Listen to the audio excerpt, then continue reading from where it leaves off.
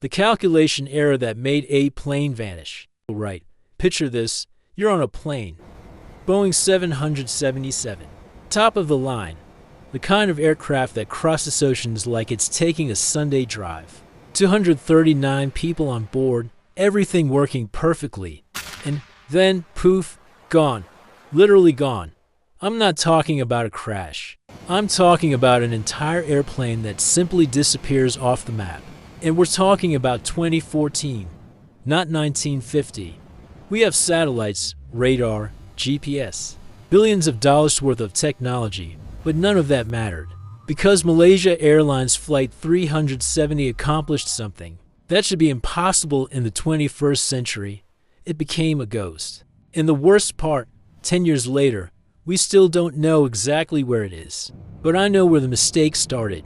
And guys, when you find out how massive this screw-up was, you won't believe it's real.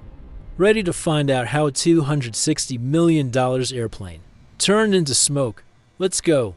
March 8, 2014, 12:41 a.m. Flight MH370 takes off from Kuala Lumpur heading to Beijing.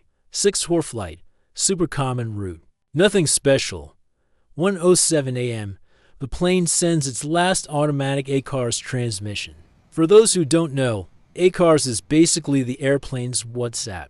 It keeps sending messages to ground control saying, everything's good here, engine's okay, fuel okay, I'm on the right path. And then, 1:19 a.m., last voice communication. The pilot says, good night. Malaysian 370. Calm. Normal. Zero drama. 2 minutes later, the transponder shuts off. Wait, let me explain the transponder because this is crucial. The transponder is the device that makes the plane show up on civilian radar. It's constantly screaming to everyone, I'm here. I'm Flight 370. I'm at 35,000 feet. When it turns off, the plane becomes a ghost. Like when you turn on Do Not Disturb on your phone. But airplane version now comes the insane part, right? After, ACARS also stops transmitting. The next message that should have gone out at 1:37 a.m. never came. 2 important things you need to understand. First, ACARS doesn't turn off by itself. It's not a giant red button you press by accident. You need to know where it is and how to disable it. It requires knowledge. It requires intention. Second, the sequence matters. ACARS off, then transponder off. This isn't random. This is Applin. And here's the first massive mistake. Someone designed a cockpit where a single person could, with relative ease, make a multi-ton aircraft completely invisible to the world's most sophisticated air traffic control systems. We built a machine that could fly halfway around the world. But we forgot to put a lock on the don't track me but genius, absolute genius. So civilian control is blind.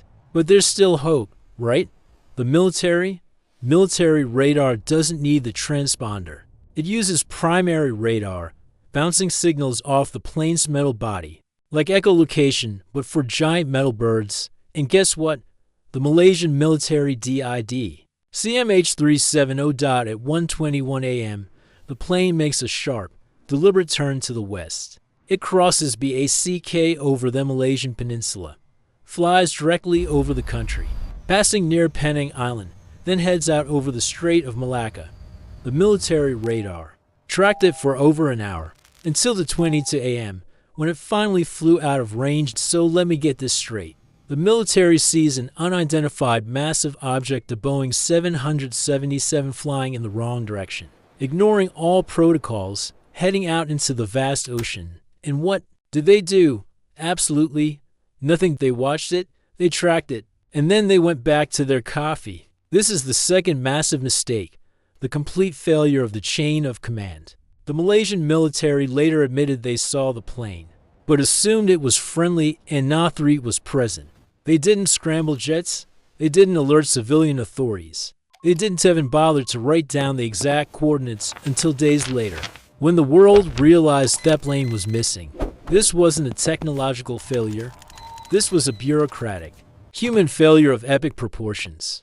It's like a security guard watching someone walk out with the Mona Lisa and thinking, hey, must be authorized. One plane, flying where it shouldn't, and nobody did a damn thing. So civilian systems are silent, military is asleep, the plane is gone. But there was one witness, a satellite orbiting 36,000 kilometers above the Indian Ocean, operated by a British company called Inmarsat. And this is where things get really weird, even after ACARS was turned off. The plane's satellite data unit kept sending out automated handshakes to the satellite. These weren't messages, they were just tiny digital pings, like your phone saying I'm still connected to Wi-Fi even when you're not using it. And these pings, these faint digital whispers, were the only clues we had. Inmarsat's engineers realized they could extract pieces of information from these pings. So BFO, stay with me here because this is where the calculation error happens. BTO burst timing offset measures how long the signal takes to travel from ground station up to satellite, down to plane, back up to satellite, back down to ground. It's measuring distance by analyzing the BTO from each handshake. Investigators could determine the plane's distance from the satellite at 7 specific times, over 7 hours. This gave us the infamous 7 arcs, massive sweeping curves across the Indian Ocean. Where the plane must have been dotted, it's like trying to find a needle in a haystack. But at least we knew the needle was somewhere only of 7 pieces of straw. But the real key was the BFO burst frequency offset. This measures the shift in the signal's frequency due to the Doppler effect. If the plane is flying toward the satellite, frequency goes up. Flying away, frequency goes down. This told investigators the plane's speed and direction. And here's the third massive mistake.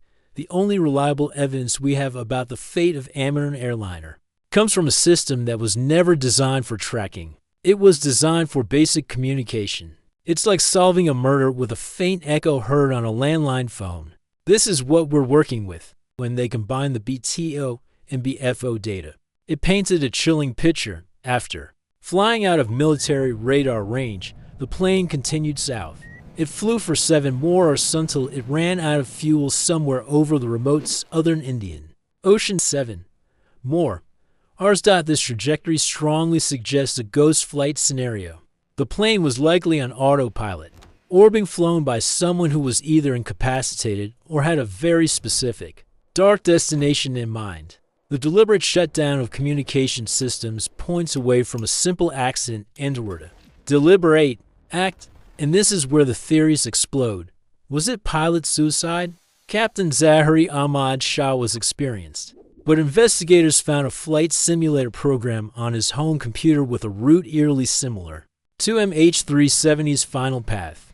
Was it a fire that incapacitated the crew, leading to a zombie flight on autopilot? Was it a rogue passenger? The mistake here is that the lack of evidence allows for infinite theories. We're forced to rely on circumstantial evidence and mathematical modeling. The most plausible scenario involves a highly skilled individual hijacking their own plane and flying it to the most remote part of the planet. Think about that. The most reasonable explanation is absolutely insane based on the Inmarsat data. The search area was narrowed to the 7th arc, a massive 4,000-mile curve in the Indian Ocean. The search that followed was the largest and most expensive in aviation history. Hundreds of millions of dollars, years of effort, and they searched the wrong part of the arc. Here's where the calculation error really kicked in. The initial search was based on assumptions about the plane's speed, altitude, and autopilot settings. But as years dragged on, independent experts and new analysis of the BFO data suggested the plane might have been flying faster or slower than initially assumed. This seemingly minor calculation error, a few knots of speed difference, shifted the entire predicted crash site by hundreds of miles. The fourth massive mistake, the arrogance of the initial model. Search teams were so confident in their first calculations that they were reluctant to admit they might be looking in the wrong place. They spent years dragging sonar across the ocean floor, searching for a plane that was likely never there. It took the discovery of debris of flapper found on Reunion Island, thousands of miles from the search zone, to confirm the plane was indeed in the ocean. But the debris offered almost no help in pinpointing the main wreckage. The entire search became a perfect metaphor for the MH370 mystery, a colossal Technological effort completely undermined by a tiny fundamental error in initial data interpretation. We had the most advanced sonar, the most sophisticated ships, the most powerful computers, but we were looking where the math said it should be, not where the physics demanded it be. 10 years later, MH370 remains the ultimate aviation mystery. We still don't know the WHY. We still don't know the WHERE. But here's the real final mistake. The disappearance of MH370 exposed a fundamental, embarrassing flaw in the global air traffic system. After the tragedy, the aviation world scrambled to implement new tracking standards. The Global Aeronautical Distress and Safety System was proposed, requiring commercial aircraft to report their position every 15 minutes and eventually every minute. When in distress, it took the disappearance of a $260 million plane and 139 people for the industry to realize, hey, maybe we should actually know where our planes are. Let that sink in. In 2014, we could track a pizza delivery in real time, but we couldn't track a Boeing 777. The biggest mistake wasn't the plane's vanishing act. It was the fact that the system allowed it to happen in the first place. It's a humbling, terrifying reminder that no matter how advanced we think we are, all it takes is in person. One button and one massive calculation error to prove that sometimes the biggest mistake is believing we're in control.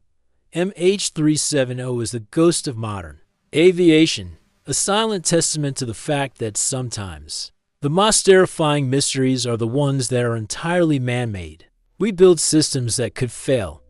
We made calculations that were wrong. We looked in place where nothing existed, and somewhere out there, in the vast darkness of the Indian Ocean, lies the answer to one of the greatest mysteries of our time. Good night, and good luck.